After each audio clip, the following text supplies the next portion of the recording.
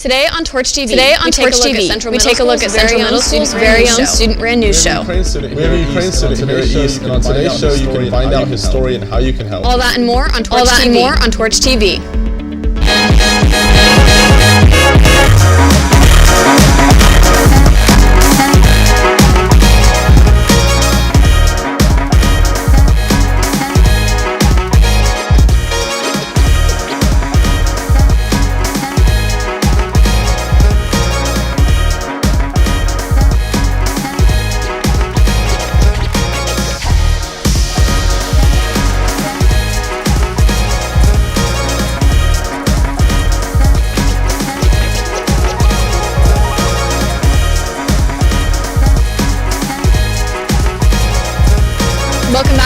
Welcome back to the Columbus East Media Studios. I'm Abby Jones, and alongside me is Chase.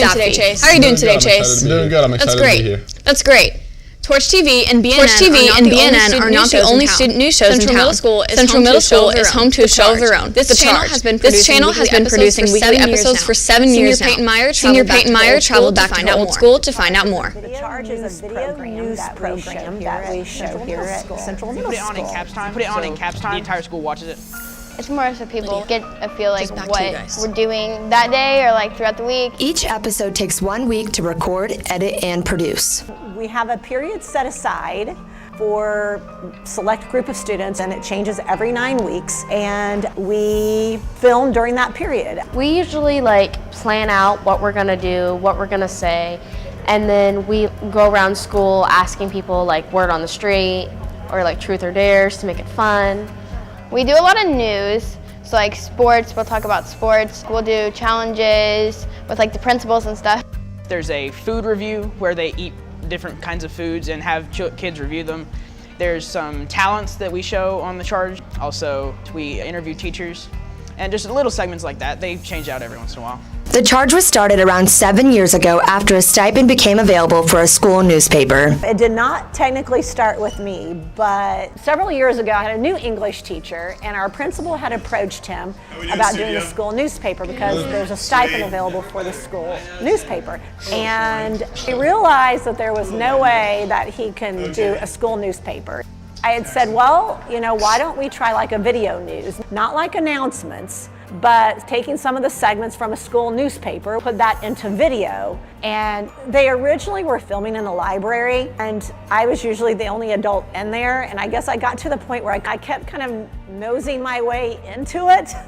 So I figured, if it's going to be in the library and we have a good area for it, we have a little green screen area for it, I might as well go ahead and take it on, and I really do enjoy it. This video show has quickly become a popular class that students apply for. So in 7th grade, I watched The Charge the entire year, and I thought it looked really interesting. I thought it could improve my social skills maybe. Also, it just looked really fun to do. Be on a show in front of the entire school every Monday. Who wouldn't pass that opportunity up?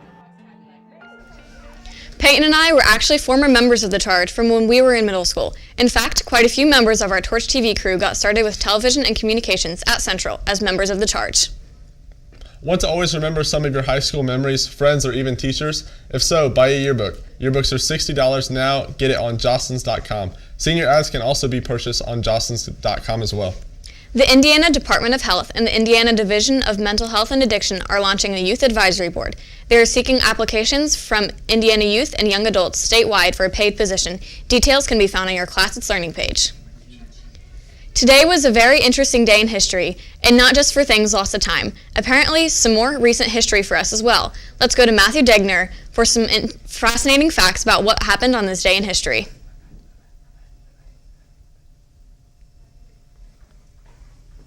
Learning about history is important because without the knowledge of what happened, we're bound to repeat the past. So to start off this day in history, in 1811, the Arnold Nottingham textile workers staged the first major riot in England, breaking the machinery that was causing them to lose their jobs.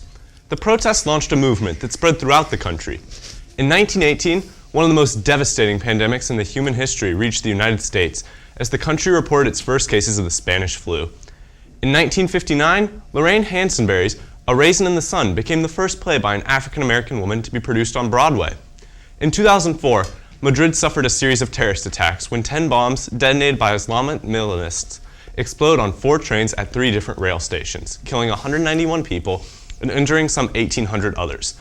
Lastly, in 2020, the World Health Organization declared that the COVID-19 outbreak was a pandemic. Fun fact, on March 11th, we've seen the beginning of 2 separate pandemics, and they were only 102 years apart.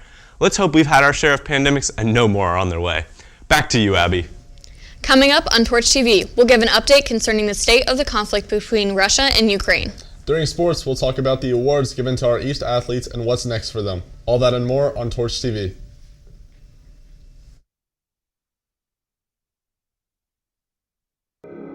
Teens tend to develop a sense for who they should be through social media. Teens rely on it to make decisions about music, fashion, and they feel pressured to fit in. When teens receive negative feedback or sarcastic comments, it can really cause a negative impact. Don't let social media define who you should be. You're driving home from school when your best friend sends you a text. Now, to check that text and send a simple one-word response would take you about 5 seconds. And driving at about 45 miles per hour, you would drive 100 yards. And if you're not sure how long that is, now why don't you have a look? Now think about it. Was that text worth it? Stay alive. Don't text and drive. If I want to get a signal on Chase, it has to be very... Hello, and welcome back to the Columbus East Media Studios. Next up, we're going to be looking at the updates on the current Ukraine situation involving Russia. Once again, here's Matthew Degner with more. 16 days into Russia's siege on Ukraine, airstrikes and artillery are showing to be Russians' weapons of choice. This morning, 3 missiles fell upon the city of Dnipro, reportedly destroying an apartment block and a kindergarten. 2 days ago, the target of Russia's bombing was a maternity hospital in the city of Mariupol. Ukrainian and British officials have called this a war crime. Ukrainian President Zelensky called again on NATO to put up a no-fly zone over Ukraine and said that NATO, quote, seems to be losing their humanity for not having done so.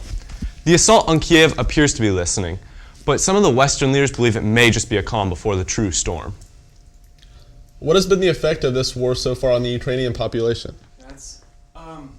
The latest numbers as of this morning's show showed that over 13,000 people have died from the siege and more than 2.5 million Ukrainians have been displaced.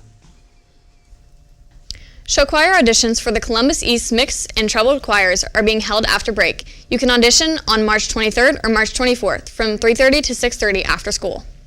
The private DAF Hispanic Latino Scholarship is now available. You are eligible for this scholarship if you will be an undocumented or DACA graduate of a Bartholomew County high school and plan to attend IUPUC, Purdue Polytechnic Columbus, or Ivy Tech Community College Columbus.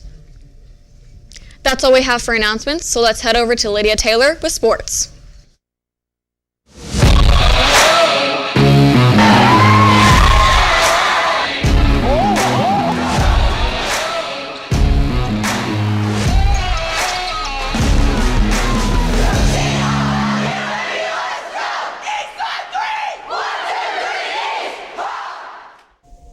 This week, many of our amazing seniors have signed to where they will continue to play their sport in college, and other impressive athletes were given awards. Sage Stahl made ICGSA First Team All-State for girls basketball. Cade Law was 160 state runner-up for wrestling this year in Indiana. Ashton Hartwell also went to state, placing 8th in the 285 weight class. Ellie Prophet signed to the University of Indianapolis to continue her swimming career after going to state this year. Last night, Chris Quesenberry announced on Instagram that he has signed to play soccer at Loyola Chicago. And last but not least, our very own Corinne Grivey was signed to Indiana Wesleyan University and awarded Senior All-State Supreme 15. Let's give it up for Corinne.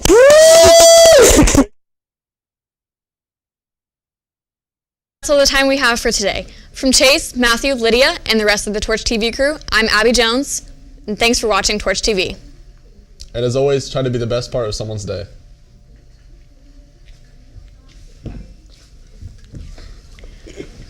Oh my God.